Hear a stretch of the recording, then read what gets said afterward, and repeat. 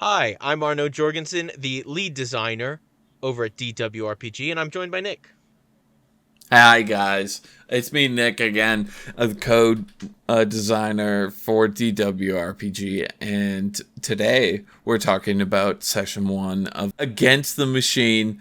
We're playing through one of our playbooks here because we kind of just got really excited to play it, and we wanted to just like throw ourselves at this playbook. And so for our first session of it, we created characters and we played through show one.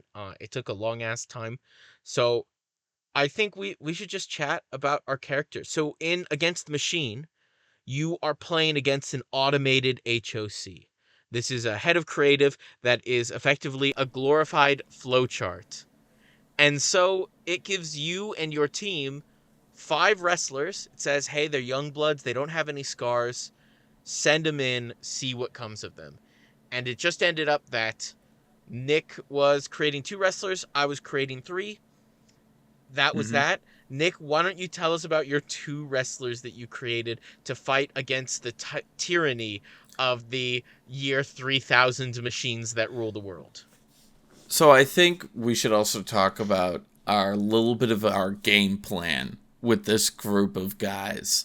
We decided to make a group here that pretty much fuels high intensity characters because we knew like A decision I would later regret. Sorry, continue. it was something that we were like we knew because in Against the Machine it sort of says in the playbook that you should read further into this to a certain extent just so you could get a vibe of what is going down and kind of maybe pre-plan. And we knew that bringing a lot of high intensity characters or characters who love high intensity probably no bueno in certain matches, but by God, are we gluttons for punishment? And so I made my first character that I created was we named him Vertibird, and he took the origin that is specific to this playbook called Cyborg. So he's got, robot parts on his like shoulder blades. I said he has like propellers and stuff, and he's a flyer. And I wanted to also test out the momentum mechanics in this game because we changed them up a little bit from different play tests and wanted to use that. I love flyers. I had a little bit of time playing my wild last time, so I was like, let's play a flyer. And I kind of was running with the idea that he would only have intensity 4 and up uh like moves, and that's sort of where I started. And also I saw one move that was on flyer that was called human railgun, and I was like, we're in like a dystopian future, let's pick that one up as his like that's his finisher. And then my second character, similarly, I used another one of the origins from the playbook. This time, clone. The reason being is because I rolled terrible stats for this guy. And clone pretty much is a little self explanatory. You can just clone another wrestler. And so Well, their I stats at cloned least. You clone their skills. the stats. Yeah. So I cloned one of Arno's wrestlers called Bulldog, and I made To be clear, he rolled terrible stats, went, I'm going to clone someone. Maybe I'll just clone my own character. I went, your own character's stats aren't that great. Let me make our third wrestler, Bulldog, or our fifth in that case. My third, our fifth wrestler, Bulldog, and let me just make him skill focused. I'm going to give him the highest skill possibles, and then you can clone him. yeah, and that was sort of the play, and then created Rip Handsome a clone of Bulldog with he's a powerhouse, and I don't know, I just gave him a couple of passive abilities, I can't wait to hear or this passive explanation. moves, that at the time I didn't realize that I was just picking up passive moves, and I didn't give them um any other actual moves. But we leveled up this session, and I did that. I took that point to make sure that at least whenever he uses a passive move, he gains 2 hype. So I'm Rip Handsome's getting built for having a crap ton of hype, to strike a pose or do an epic battle cry.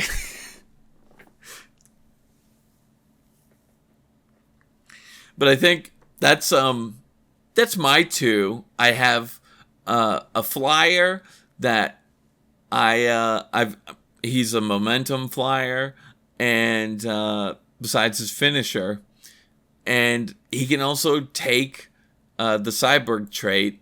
Lets him take one move from a machine wrestler that we're going up against, and I can use that as part of my moves, but I can't gain proficiency on it. But even still, the idea is that this party grows has a lot of intensity moves, and by that also should have a crap ton of hype. So even if I steal that move from a machine, I'm just gonna dump all the hype into it to make sure that it works. And that's sort of the game plan for Vertibird. And for Rip, I don't know really what I'm doing with him. I just kind of I picture him like a weird surfer bro, and I just sort of love him for that. He's just sort of like the lovable goof um, in this whole thing. But enough about my characters, Arno. What do you? Why don't you talk about your three? Nick loves them because he explained each of them twice. So I built Iron Voltage. Now, for those of you who don't know the game as a whole very well, Powerhouse and Flyer are two of the styles where their greatest benefit, in my opinion, is that their higher signature moves are insane. There are other styles like Striker and Technician out there and Colossus where they'll have intensity 6 signature moves that are pretty powerful. They'll knock someone out. They'll, hit him for 3 damage or 4 damage, and that's really good. But Flyers and Powerhouses will absolutely just instantly eliminate people. Sometimes they can give them as much as 10 break or 10 damage. It's crazy. So I went, if Nick is going to play a Flyer and a Powerhouse who have got a lot of hype and a lot of really good moves, I'm going to get that hype for him. Because as soon as these enemies have have intensity, they're going to try and roll all over us.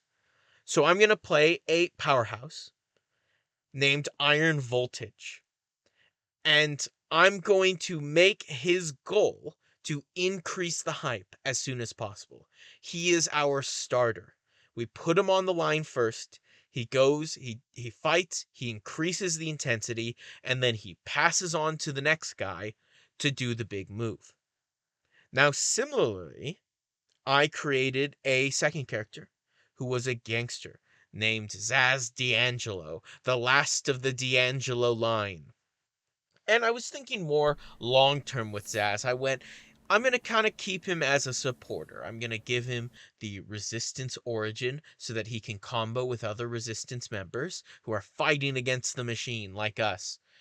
And I'm going to give him moves like Baton Pass, which allow him to gain hype and then pass it immediately to an allied wrestler when you intensify. So once again, same thing as Iron Voltage. I'm setting up the ball so that Nik can spike it down. Finally, for my last one, we created Bulldog. And as I said before, Bulldog was really just a skill house. He was really just made to be really powerful, really strong. His origin was based on increasing his skills. And I went, I don't really know what I'm going to do for him. I'll give him a little bit of AoE.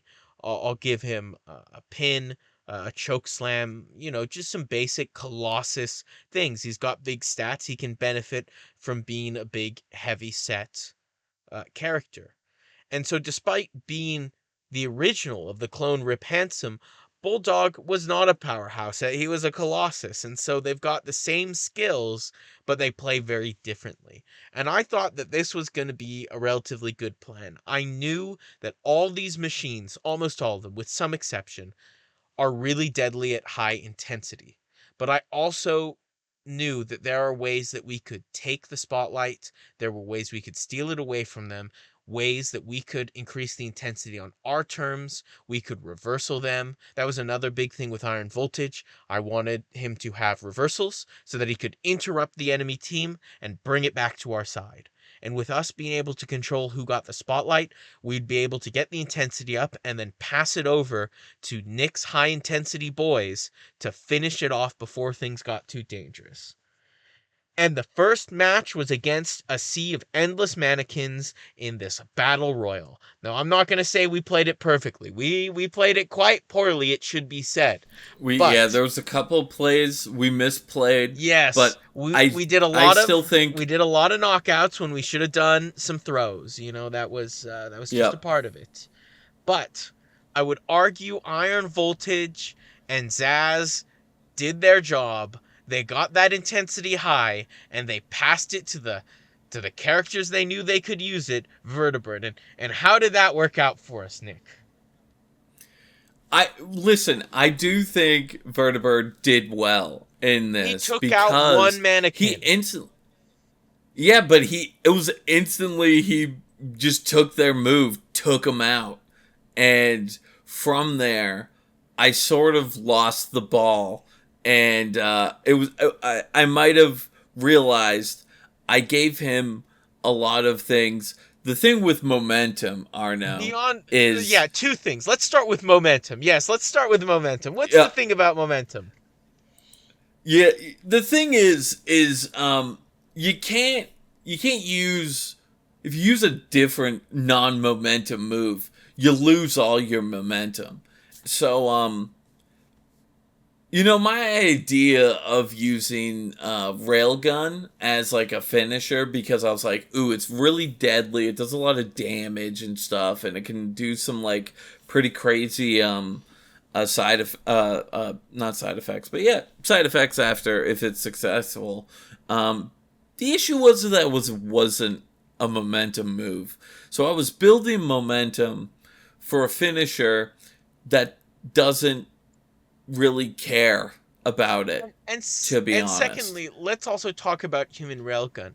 Am I correct in recalling that Human Railgun, of course, damages them based on your wrestler's tough? Now, how was Vertebrate's tough? Was Vertebrate a very tough wrestler? Listen, Vertebrate's tough is a 5. And it's a little mediocre. Given that the minimum tough is 4, to be clear. It's not the greatest. But my flare is 9. And I'm really I think maybe next run, maybe if I play a flyer, I maybe build into not momentum and do something else with it. But yeah, I think maybe if there's a way that we found through these mutation points that are a new thing in this battle in this playbook, that I think will be the saving grace for Vertebrate, at least, because there's one of those that allows us to change a move out. And I know I probably could just pick up a new move that would probably work out better for momentum flyers. But I think if the option is on the table and I roll that and I get to change out that move, I think we change railgun out for something else. Yes. Yes. Well, once again, if you were a flyer who had tough, railgun would have been great, but you were not a flyer Yep. with tough. Mm-hmm. And you were a momentum flyer without a Yeah. momentum finisher, which, Yeah. to be clear, you struggled to keep momentum at any point. Yeah. Yeah. It's the thing of we, even as a co-designer of this game, I'm still learning a good way to build this whole thing. And let's talk about the other person I was able And, to pass the spotlight to. Rip Handsome, the powerhouse. Yep. Powerhouse, incredible style, Mhm. as I said before, with some finishers that can damage the enemy based on their own tough. Power drops. It's crazy. So I passed the spotlight to Rip Handsome. And what did Rip Handsome... Rip Handsome's specialty was to gain hype, of course, as Nick said before. So you Yep. gained all this Mhm. hype for use to do Yep. what? Terrify. Does Terrify win us And, the match? Listen, okay, I don't... Maybe Rip needs more something, damage. Maybe I give him a damage move, but I really want to give him... I already gave him the passive moves, give him hype. So, damage will come after. I just want to give him these... I don't know why. It's just a weird meism that I fixated on passive moves on Powerhouse, not fully realizing that power drop is right there. It is, and it is perfectly fine to almost... specialize with passive moves and have living artwork to get hype off the passive moves as a Powerhouse, but it has to lead to something. Yeah, I sort of so both my characters sort of right now don't really have a finisher right now. Well, at least one has a finisher, but it doesn't really help us out. And the other one definitely doesn't have a finisher at all. So lo and behold, we're fighting yeah. these mannequins. And at the end of the day, everyone did take someone out, with the exception of Zaz D'Angelo, who's our little helper gangster. He's a little gremlin who goes around helping people. He'll use baton passes. He'll hurt himself to do a distraction move to help someone. He didn't eliminate anyone. And Bulldog, I think Bulldog was the MVP of that match. He came out, he was the last man standing, in fact, wiped out 2 mannequins, but eventually, against the horde of the unliving machines, we were not so successful. Yeah, we didn't come out of that with a dub. No. But at least we have mutation points. It's true, and we used them. And I used one on Bulldog, which allowed me to change a trait or a move. And I used it to change a move that he had from a Colossus move to a really powerful technician move. That was good because it was able to lock intensity, which could allow us to keep the intensity exactly where we wanted it, not where the enemies wanted it, which weirdly some of the times is the same place, but let's ignore that for now. And you rolled for Rip Handsome, right? Yeah. But so on the lesser table. With the idea, we only have one mutation point for pretty much all but Zaz again. So I wanted to keep the mutation point. Oh yeah. I wanted to keep the mutation point on Vertibird because, like I said, we saw that on the other table. If you continue to collect mutation points, you can roll on a different table. In one of those, you can change out the same one that Bulldog had gotten. And I want to try and give Vertibird that to probably give him something like Moonsault to switch out Human Railgun. Just so we can now have a momentum flyer with a finisher that actually will hopefully do something.